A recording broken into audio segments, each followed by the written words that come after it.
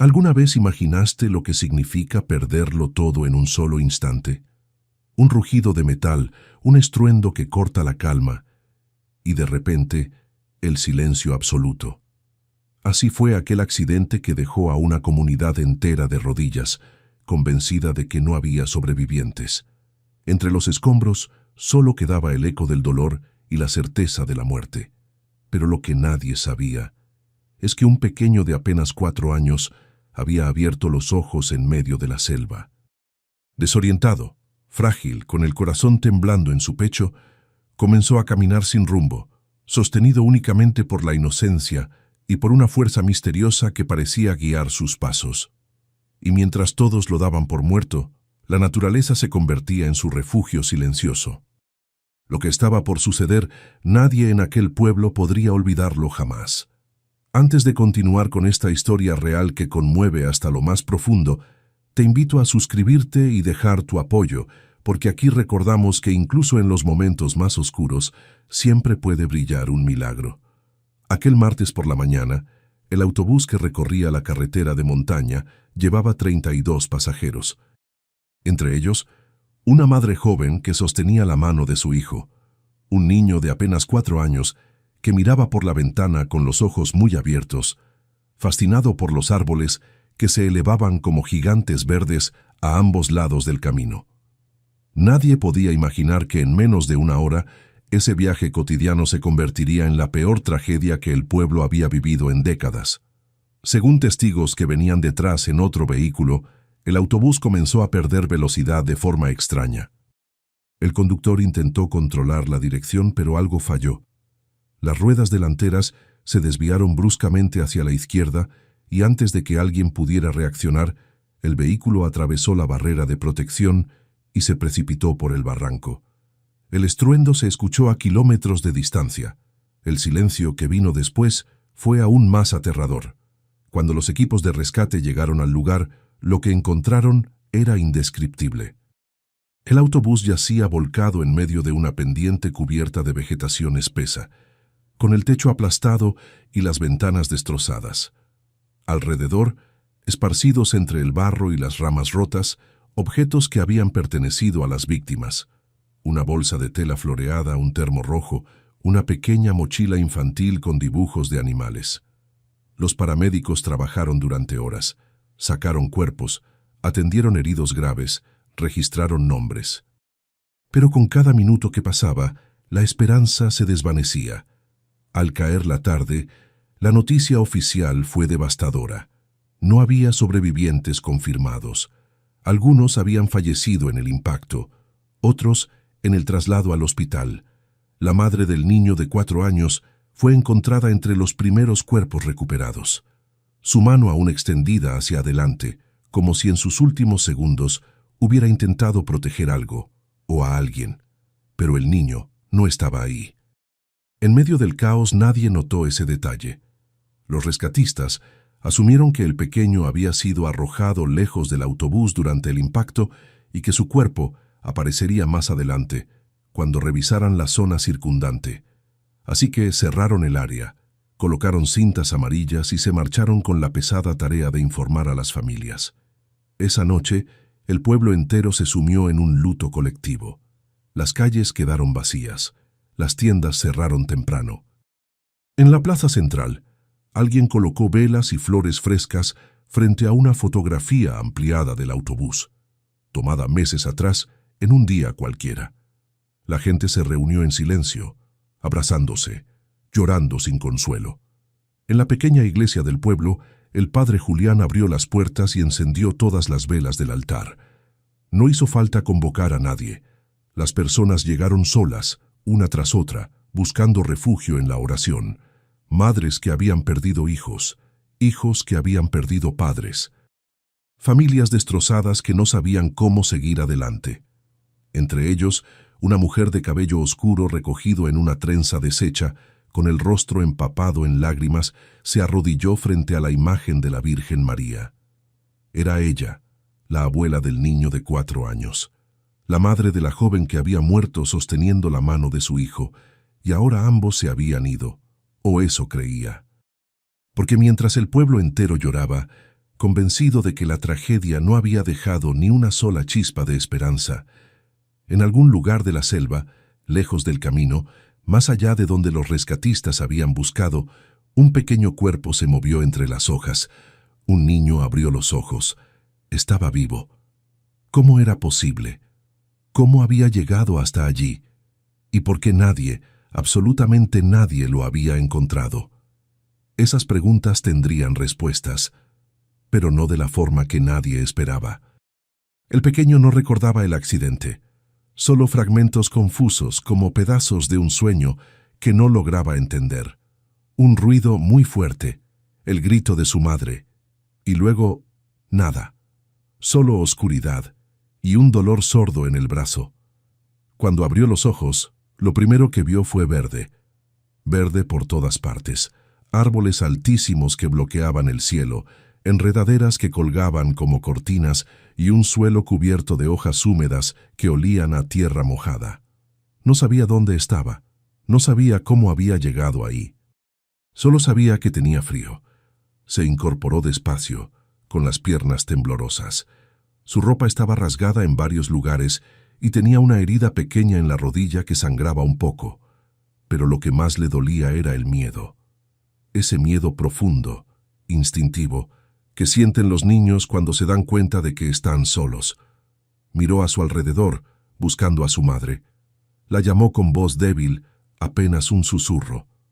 «Mamá». Nadie respondió. Solo el canto lejano de un pájaro y el murmullo suave del viento entre las hojas. El niño comenzó a caminar. No sabía hacia dónde, pero algo en su interior le decía que tenía que moverse. Tal vez si caminaba, encontraría el camino de regreso. Tal vez su madre estaba buscándolo y solo tenía que seguir adelante hasta que sus voces se encontraran. Pero con cada paso, la selva parecía cerrarse más a su alrededor. Los árboles eran tan altos que apenas dejaban pasar la luz. Las raíces sobresalían del suelo como dedos retorcidos, y más de una vez tropezó y cayó de rodillas. Sus pies, que llevaban solo unas sandalias pequeñas, comenzaron a lastimarse con las piedras y las ramas caídas. Caminó durante horas, o tal vez fueron minutos. El tiempo había perdido sentido. Cuando el sol comenzó a ocultarse y las sombras se volvieron más largas, el niño se detuvo. Estaba cansado, tenía hambre, y sobre todo, tenía miedo de la oscuridad que venía. Se sentó al pie de un árbol grande, con el tronco cubierto de musgo suave, y abrazó sus rodillas. Las lágrimas comenzaron a rodar por sus mejillas, silenciosas al principio, luego más fuertes, hasta que el llanto brotó sin control. Pero nadie lo escuchó. La selva guardó su llanto como un secreto. Esa primera noche fue la más larga de su vida. Los sonidos nocturnos lo aterraban, el crujir de ramas, el ulular de lechuzas, el roce de algo desconocido entre los arbustos. Se encogió contra el árbol, cerrando los ojos con fuerza, deseando con todo su corazón que su madre apareciera y lo llevara a casa. Pero cuando el amanecer llegó, seguía solo, y algo dentro de él comenzó a cambiar. La sed fue lo primero que lo obligó a moverse. Tenía la garganta seca, los labios agrietados. Escuchó un sonido suave a lo lejos, como agua corriendo, y siguió ese sonido con la desesperación de quien necesita sobrevivir. Encontró un pequeño riachuelo, con agua clara que brillaba bajo los rayos del sol, que se filtraban entre las copas de los árboles. Se arrodilló en la orilla y bebió con las manos ahuecadas, sintiendo cómo el agua fresca calmaba el ardor de su garganta. Fue entonces cuando vio algo que llamó su atención. Una flor azul. Crecía sola en la orilla del riachuelo, con pétalos delicados que se mecían suavemente con la brisa. El niño la miró fijamente, como si aquella pequeña flor fuera la única cosa hermosa en medio de todo ese miedo. La tocó con cuidado, y por alguna razón que no podía explicar, sintió que no estaba completamente solo. Los días siguientes fueron una mezcla de supervivencia y azar. El niño comía lo que podía encontrar, frutas pequeñas que caían de los árboles, algunas todavía verdes pero que masticaba de todas formas. Bebía del riachuelo cada vez que tenía sed. Dormía donde podía, siempre buscando un lugar protegido del viento y de la lluvia que caía sin aviso. Su ropa, que al principio solo estaba rasgada, ahora estaba completamente sucia, manchada de barro y hojas secas. Sus pies descalzos, porque una de las sandalias se había perdido en el camino, estaban llenos de pequeños cortes y ampollas, pero seguía caminando. Algo lo empujaba a seguir, tal vez la esperanza de encontrar a alguien, tal vez solo el instinto de un niño que no quería rendirse. Y mientras él luchaba por sobrevivir en medio de la selva, en el pueblo, la búsqueda acababa de comenzar, porque alguien, finalmente, había notado que faltaba un nombre en la lista de víctimas, el nombre de un niño de 4 años, y cuando la abuela escuchó esa noticia, algo se encendió en su pecho, una chispa diminuta pero poderosa, la chispa de la esperanza. ¿Sería posible? ¿Podía ser que su nieto siguiera vivo en algún lugar de esa inmensa selva? La respuesta estaba a punto de cambiar el destino de todos. Cuando la noticia llegó al pueblo, fue como si un relámpago atravesara la oscuridad. El niño no estaba entre los cuerpos identificados. Al principio nadie quiso creer. Parecía demasiado cruel albergar esperanzas después de todo lo que había pasado. Pero cuando los registros oficiales fueron revisados una y otra vez, la realidad se volvió innegable. Faltaba un nombre. Un niño de 4 años no había sido encontrado. Y si no había sido encontrado, entonces tal vez seguía vivo. La abuela fue la primera en exigir que se reanudara la búsqueda. Llegó a la oficina del comandante de policía con los ojos enrojecidos pero firmes, con la voz quebrada pero decidida. «Mi nieto está ahí afuera», dijo, señalando hacia las montañas. «Y no voy a quedarme de brazos cruzados mientras ustedes lo dan por muerto sin siquiera buscarlo». El comandante, un hombre de mediana edad con el rostro curtido por años de trabajo, la miró con una mezcla de compasión y duda. Sabía lo difícil que era mantener la esperanza en situaciones como esa, pero también sabía que no podía negarle a una abuela el derecho de buscar a su nieto. «Señora», dijo con voz calmada, «la zona del accidente ya fue revisada. Si el niño hubiera estado cerca, lo habríamos encontrado». «Entonces no estaba cerca», respondió ella sin vacilar. «Entonces está más lejos. Entonces hay que buscar más lejos». El comandante suspiró, pero asintió. Convocó a su equipo y organizó una nueva búsqueda. Esta vez ampliarían el perímetro. Esta vez no se detendrían hasta revisar cada rincón de esa selva. Y así comenzó la movilización. Voluntarios del pueblo se unieron a la búsqueda. Hombres con machetes, mujeres con linternas, jóvenes con cuerdas y mapas. Algunos llevaban comida y agua, otros traían mantas y medicinas, preparados para lo peor, pero esperando lo mejor. La selva era vasta, densa, casi impenetrable en algunas zonas. Los árboles crecían tan juntos que la luz del sol apenas llegaba al suelo. Las enredaderas formaban muros naturales que había que cortar para avanzar, y el terreno era irregular, lleno de pendientes traicioneras y riachuelos ocultos. Pero ninguno de esos obstáculos detuvo a los buscadores. Se dividieron en grupos, cada uno tomando una dirección diferente. El comandante llevó a su equipo hacia el este, siguiendo la pendiente por donde el autobús había caído. Otro grupo avanzó hacia el norte, adentrándose en la parte más espesa de la vegetación, y un tercer grupo, liderado por el padre Julián, decidió seguir el curso del riachuelo, convencido de que un niño sediento habría buscado agua. Durante todo el primer día, gritaron el nombre del niño una y otra vez. «¡Mateo, Mateo!». El eco de sus voces rebotaba entre los árboles, pero ninguna respuesta llegaba de vuelta. Solo el silencio de la selva, imperturbable y misterioso. La abuela, que no había querido quedarse en el pueblo, caminaba junto al grupo del padre Julián. Llevaba un rosario entre las manos y murmuraba oraciones mientras avanzaba, tropezando a veces con las raíces, pero sin detenerse jamás. El padre Julián la miraba de reojo, preocupado por su estado. Era una mujer de edad avanzada y la selva no era un lugar fácil ni siquiera para los jóvenes.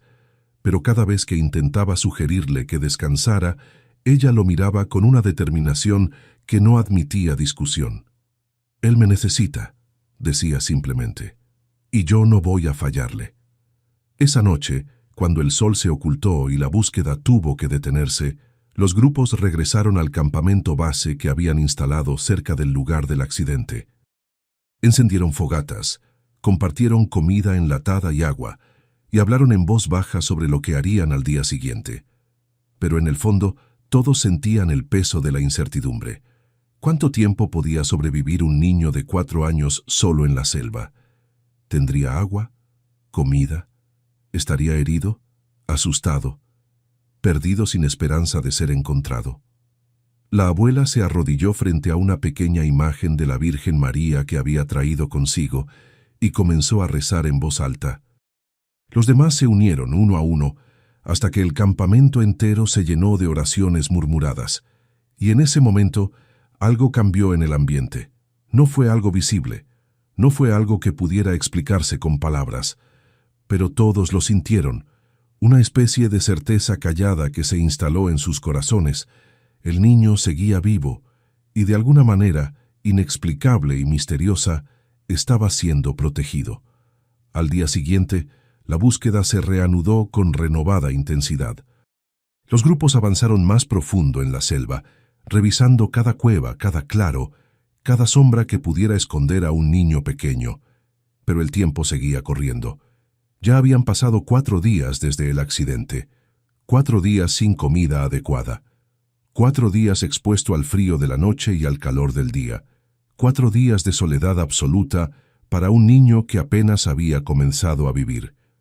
Los rescatistas sabían que cada hora contaba. Y mientras ellos buscaban sin descanso, cortando ramas, gritando nombres, revisando huellas en el barro, el niño seguía caminando.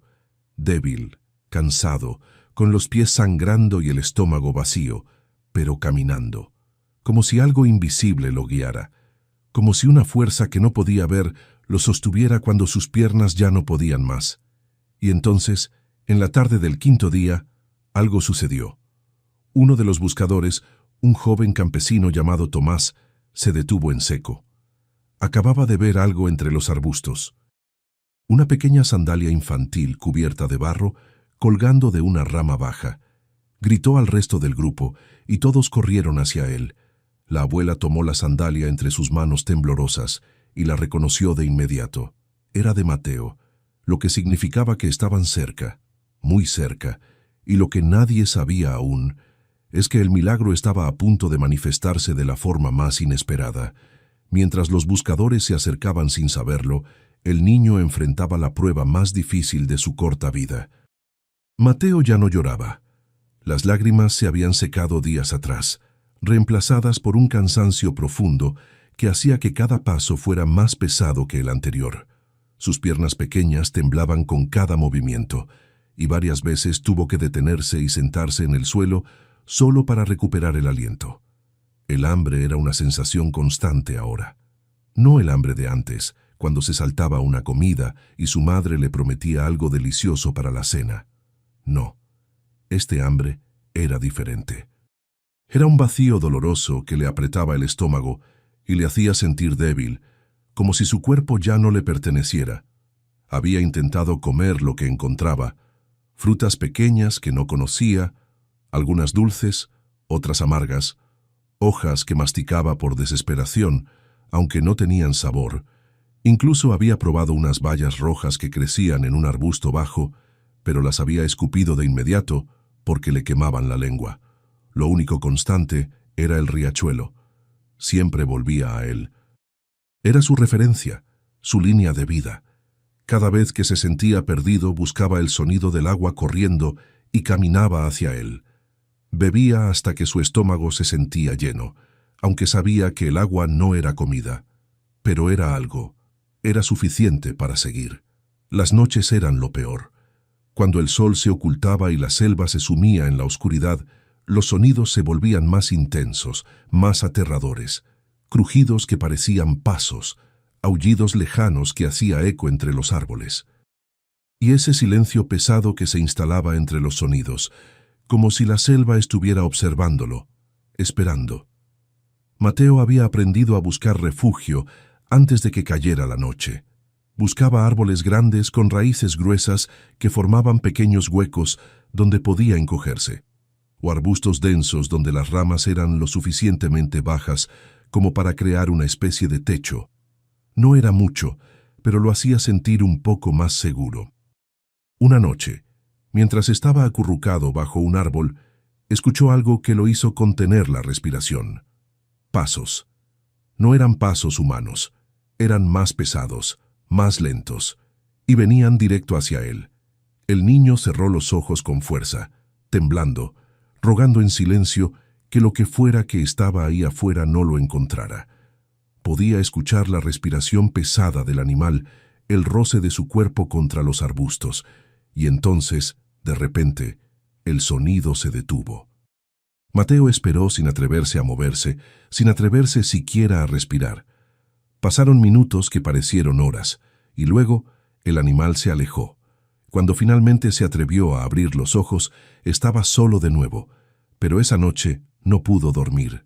Se quedó despierto, alerta, con el corazón latiendo tan fuerte que sentía que todo el bosque podía escucharlo.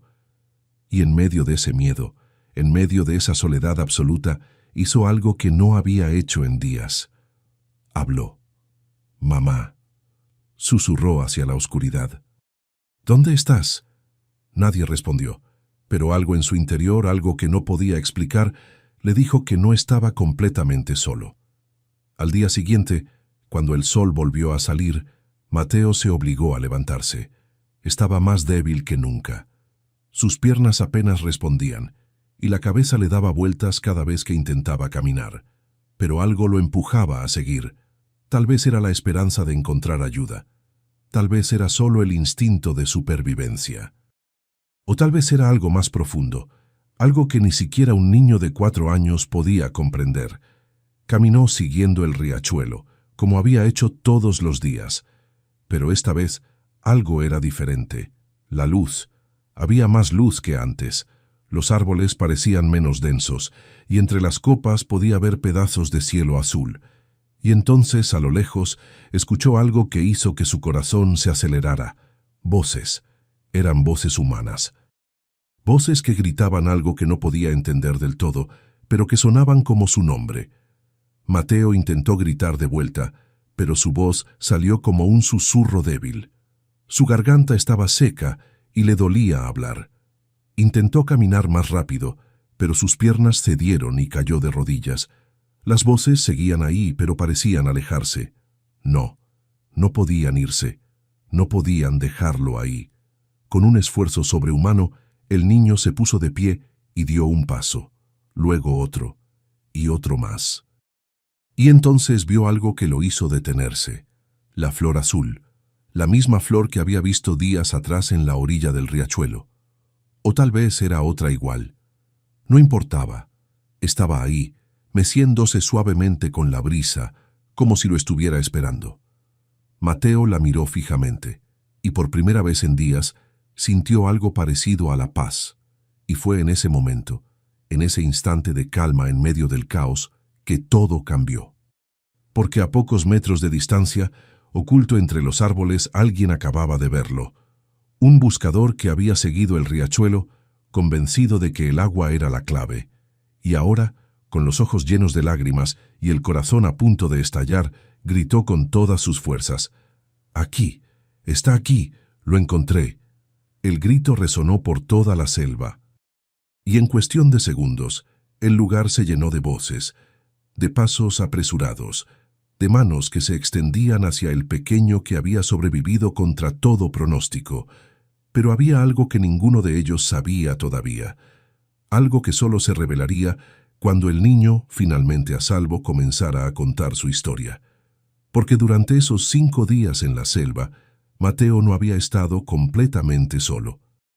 Y lo que había visto, lo que había sentido, cambiaría para siempre la forma en que todos entendían el significado de la palabra milagro.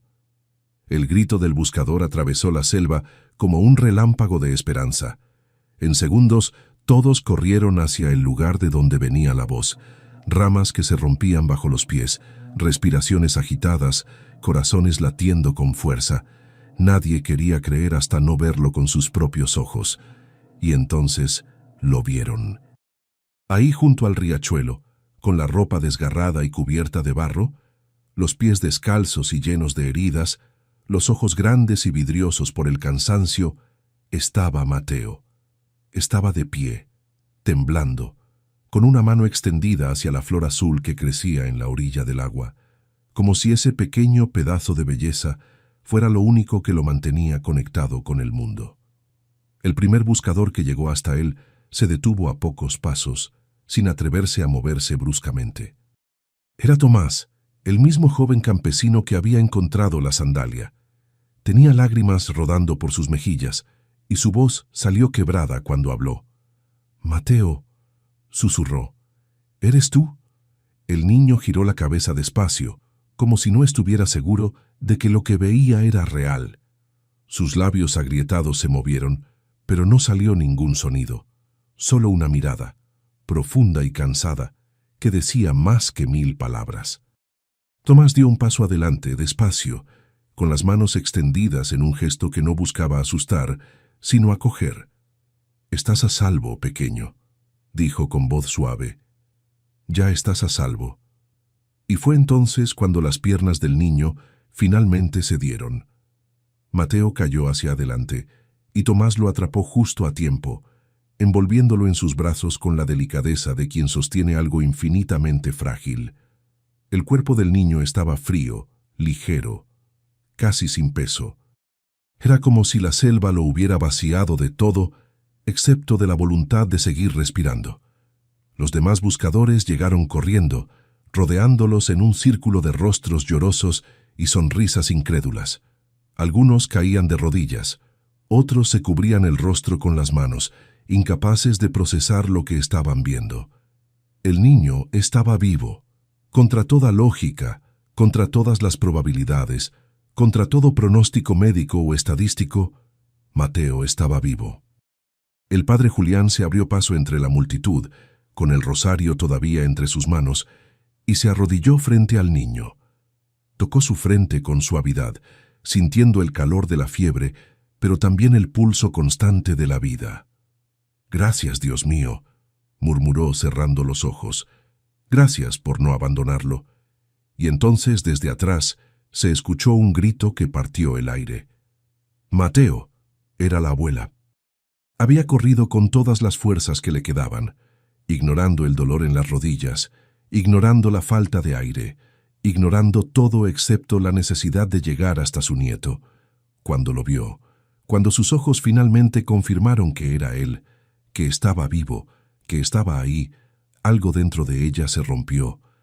No era tristeza, no era alivio, era algo mucho más grande, algo que no cabía en palabras.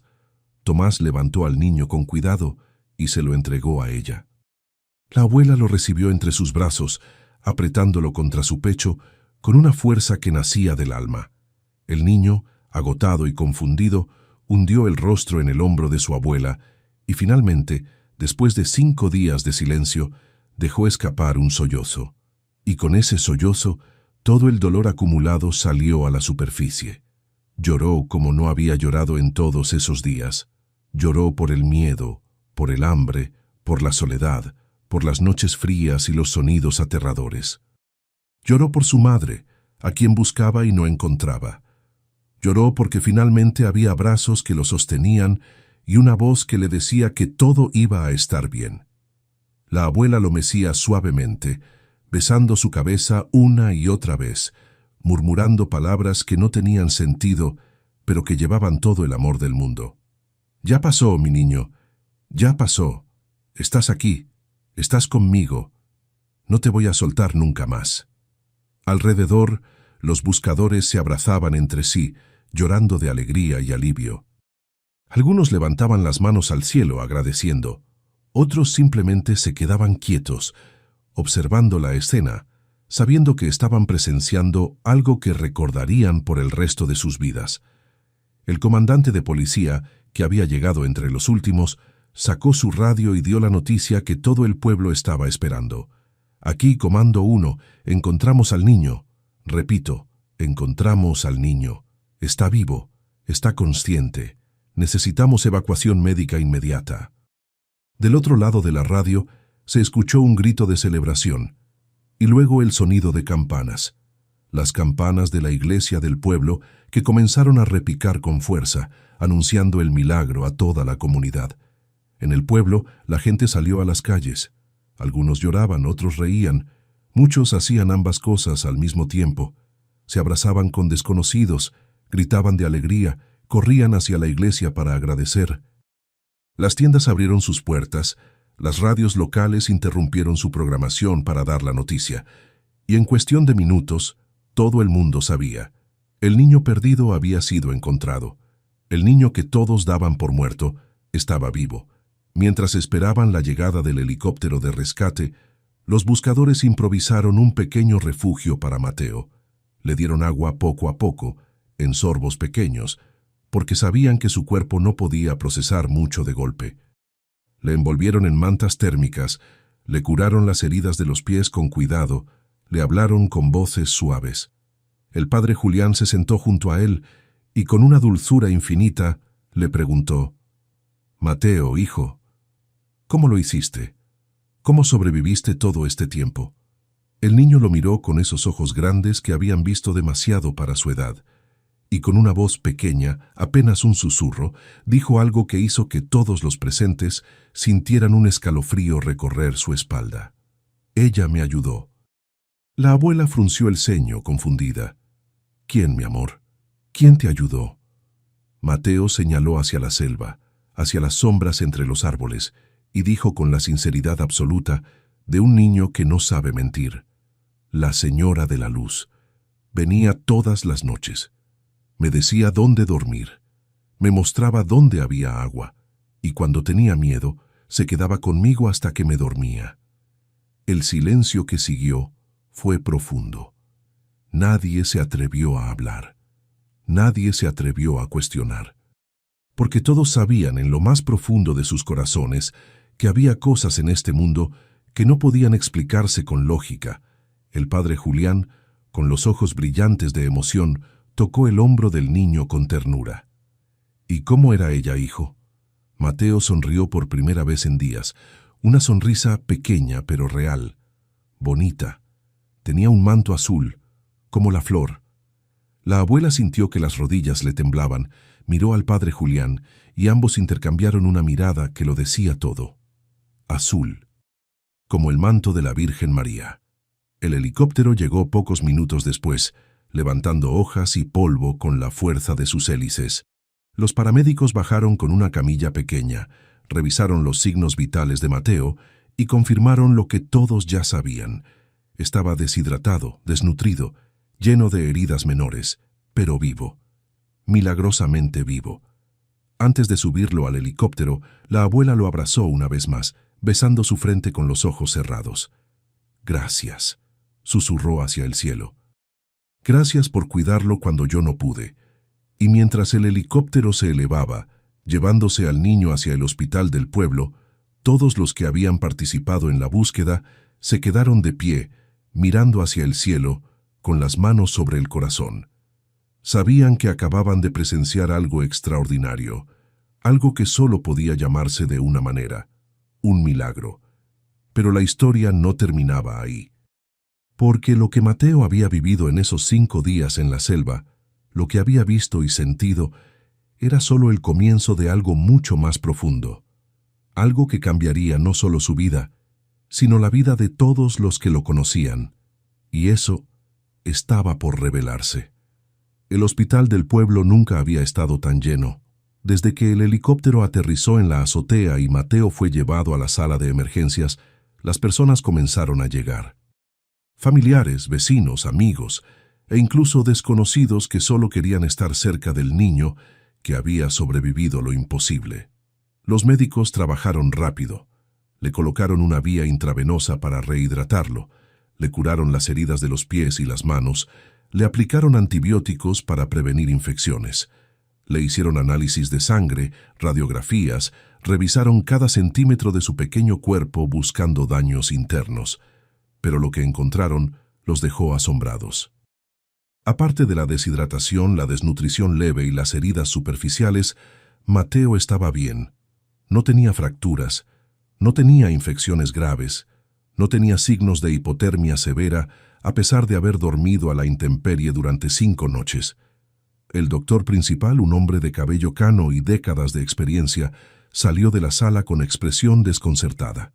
La abuela se levantó de inmediato, con el rostro marcado por la ansiedad. «¿Cómo está?», preguntó con voz temblorosa. El doctor la miró, y por primera vez en su carrera no supo qué decir. Finalmente, habló con una mezcla de profesionalismo y asombro genuino. «Está bien, señora. Contra todo pronóstico, está bien. Es como si algo o alguien lo hubiera estado cuidando». Las palabras cayeron sobre los presentes como una confirmación de lo que ya sabían en sus corazones. Aquello no había sido suerte, no había sido casualidad, había sido algo más grande, algo que trascendía la comprensión humana. Esa noche, cuando finalmente le permitieron a la abuela entrar a ver a Mateo, lo encontró dormido en una cama blanca, con el rostro limpio y tranquilo por primera vez en días. Se sentó junto a él, tomó su mano pequeña entre las suyas y lloró en silencio. Lloró por la hija que había perdido, lloró por el nieto que había recuperado, y lloró de gratitud por el milagro que había presenciado, porque sabía, con cada fibra de su ser, que su nieto no había sobrevivido solo. Los días siguientes fueron un torbellino de emociones. La noticia del rescate de Mateo se expandió más allá del pueblo. Periódicos de la región publicaron la historia en primera plana. Estaciones de radio la contaron una y otra vez, y en las redes sociales, miles de personas compartían el relato del niño que había sobrevivido 5 días en la selva con solo 4 años de edad. Pero lo que realmente cautivó a la gente no fue solo la supervivencia. Fue lo que Mateo contaba cada vez que alguien le preguntaba cómo lo había logrado. «La Señora de la Luz», repetía con la misma convicción cada vez. «Ella me cuidó». Algunos lo escuchaban con escepticismo, pensando que eran fantasías de un niño traumatizado. Pero quienes lo miraban a los ojos, quienes veían la certeza absoluta en su rostro, no podían ignorar la verdad que emanaba de sus palabras. El padre Julián visitó a Mateo en el hospital varios días seguidos. Se sentaba junto a su cama, le llevaba dibujos para colorear, le contaba historias de santos y ángeles, y en una de esas visitas le preguntó algo que había estado meditando desde el rescate. «Mateo, ¿te dijo algo la Señora de la Luz? ¿Habló contigo?» El niño asintió despacio, como si estuviera recordando algo muy importante. «Me dijo que no tuviera miedo, que ella estaba conmigo y que iba a volver a casa». El padre Julián sintió un nudo en la garganta. «¿Y le creíste?» Mateo lo miró con esos ojos inocentes y sabios al mismo tiempo. «Sí, porque cuando ella estaba ahí, yo no sentía miedo». Esas palabras se quedaron con el padre Julián, y cuando volvió a la iglesia esa tarde, se arrodilló frente al altar y rezó con una profundidad que no había sentido en años. Una semana después, cuando Mateo recibió el alta médica, el pueblo entero organizó una celebración. No fue algo planeado por las autoridades ni por ninguna organización. Fue algo espontáneo, algo que nació del corazón de una comunidad que había vivido la tragedia y ahora celebraba el milagro. Las calles se llenaron de globos blancos y azules. Las familias prepararon comida para compartir. Los niños del pueblo hicieron dibujos para Mateo, con mensajes de bienvenida y corazones coloridos. Y en la plaza central, frente a la iglesia, colocaron una gran pancarta que decía: «Bienvenido a casa, Mateo. Tu milagro nos recordó que nunca estamos solos». Cuando la abuela llevó a Mateo de la mano hacia la plaza, la multitud estalló en aplausos. Algunos lloraban, otros sonreían. Todos querían tocar al niño, abrazarlo, decirle lo felices que estaban de que hubiera vuelto. Mateo, aún débil pero con una sonrisa tímida en el rostro, saludaba con la mano, sin entender completamente por qué era tan importante para tanta gente. El padre Julián tomó el micrófono en medio de la plaza y habló con voz clara, cargada de emoción. «Hermanos y hermanas», comenzó, «hoy no solo celebramos el regreso de Mateo, celebramos algo mucho más profundo. Celebramos la fe que nos mantuvo buscando cuando la lógica decía que era imposible. Celebramos la esperanza que nos impulsó a no rendirnos. Y celebramos el amor divino que protegió a este niño cuando estaba completamente solo en la selva». La multitud escuchaba en silencio, con los ojos brillantes. «Mateo nos ha traído un mensaje», continuó el padre Julián. «Un mensaje que necesitábamos escuchar. Que incluso en los momentos más oscuros, incluso cuando nos sentimos perdidos y olvidados, nunca estamos realmente solos. Hay una presencia que nos cuida, que nos guía, que nos sostiene cuando ya no podemos sostenernos a nosotros mismos». Las palabras resonaron en el corazón de cada persona presente, porque todos, en algún momento de sus vidas, se habían sentido perdidos. Todos habían enfrentado noches oscuras donde no sabían cómo seguir adelante. Y ahora, gracias a la historia de un niño de 4 años, recordaban que la fe no era solo una palabra, era una fuerza real, una fuerza que podía mover montañas, atravesar selvas y traer milagros a la vida. Esa noche, la abuela acostó a Mateo en su cama, en la misma habitación donde su madre había crecido. Le cantó una canción de cuna suave, le acarició el cabello hasta que sus ojos se cerraron y se quedó sentada junto a él, velando su sueño como lo había hecho cuando era un bebé. Y mientras lo miraba dormir, con el pecho subiendo y bajando con cada respiración tranquila, la abuela susurró una oración de agradecimiento. No por lo que ella había hecho, sino por lo que había recibido, porque su nieto no solo había sobrevivido, había sido devuelto a ella con un propósito, con una historia que contar, con un testimonio que cambiaría la vida de todos los que lo escucharan. Y así, queridas almas, llegamos al final de esta historia tejida con miedo, esperanza y un milagro que desafió todas las leyes de la naturaleza. Una historia que nos recuerda que incluso cuando la oscuridad parece total, siempre hay una luz esperando para guiarnos de vuelta a casa. ¿Hubo un momento que te conmovió profundamente? ¿Fue cuando Mateo habló de la señora de la luz que lo cuidó en la selva? ¿O quizás cuando la abuela nunca perdió la fe, incluso cuando todos los demás habían dejado de buscar? Nos encantaría leerte en los comentarios. Tus palabras son abrigo para quien necesita sentirse acompañado. En este canal celebramos las historias que sanan, la fe inquebrantable de una abuela que se negó a rendirse, el milagro de un niño que sobrevivió 5 días en la selva con solo 4 años de edad, y esa presencia divina que nos sostiene cuando más lo necesitamos, incluso cuando no podemos verla. Gracias por quedarte hasta aquí. Si este relato te abrazó el alma, déjanos un like y suscríbete. Cada semana nuevas historias que florecen cuando más las necesitamos. Siempre serás bienvenida aquí. Nos volveremos a encontrar justo cuando tu corazón lo necesite.